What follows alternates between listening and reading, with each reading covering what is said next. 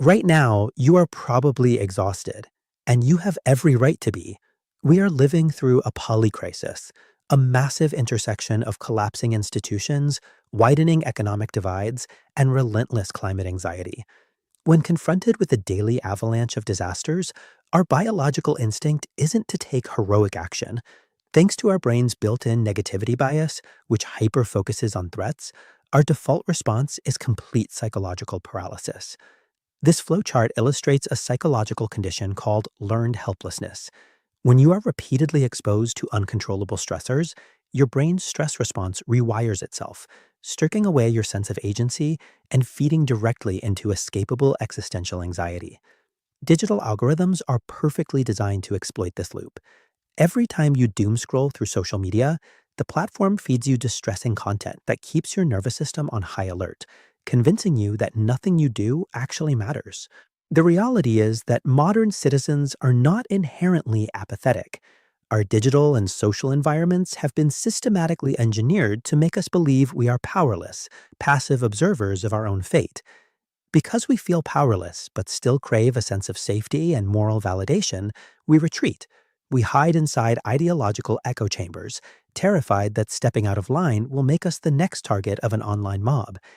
This fear produces performative activism.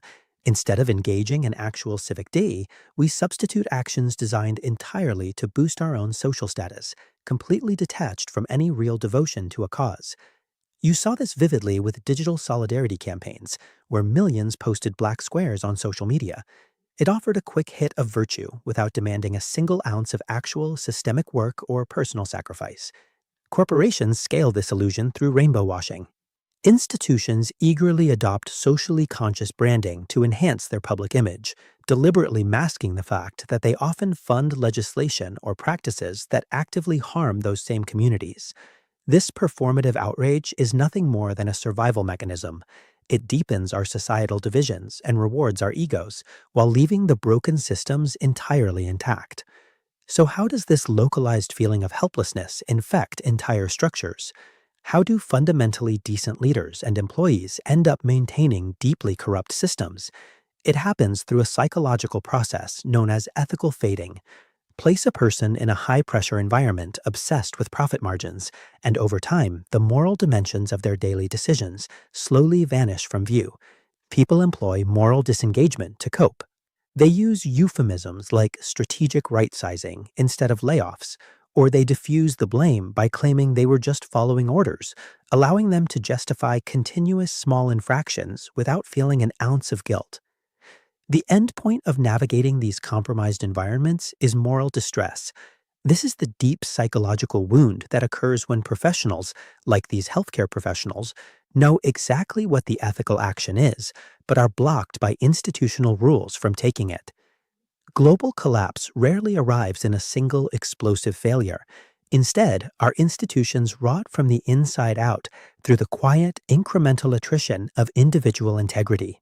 Systems theorist Donella Meadows identified specific leverage points where a small nudge can create a massive wave. Most interventions fail because they focus on the surface, tweaking minor policies or adjusting taxes on the outer edges of the system. The most potent place to intervene is the system's core. This center consists of the deep-seated, unstated assumptions and shared beliefs that every other part of the system is built to serve. In a fractal system, the entire structure mirrors the patterns of its smallest parts. When our internal lives are defined by fear, greed, or a sense of separation, those same patterns repeat and scale upward, creating the institutional fractures we see globally. Because we are the individual nodes that global systems are actually built from, our internal state functions as the instruction set for the whole.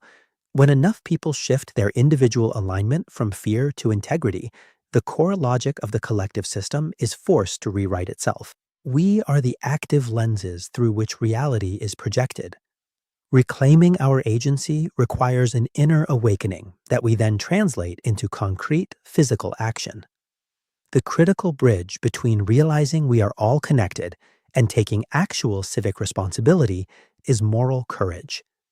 We need to strip away the cinematic romance from this idea. True moral courage is rarely leaping into a burning building.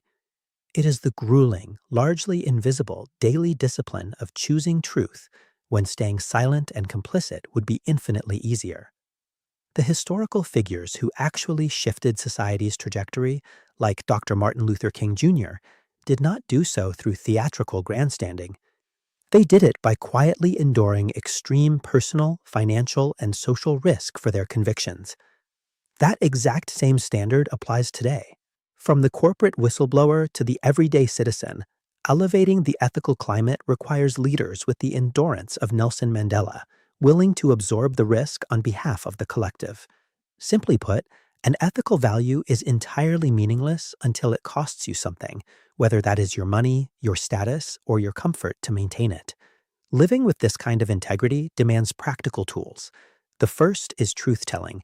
We have to actively refuse the corporate jargon and sanitizing euphemisms that institutions use to hide systemic harm and start calling things by their actual names. The second is conscious refusal. This is the boundary-setting practice of saying no to ideological mobs, refusing to participate in toxic office gossip, and rejecting organizational directives that compromise human dignity. Next, we must prioritize radical responsibility over performative blame. Before pointing a finger at the collective or expressing outrage online, look inward at your own complicity and focus entirely on the sphere of influence you immediately control. The final, most difficult obstacle to overcome is the comforting belief that a savior is coming.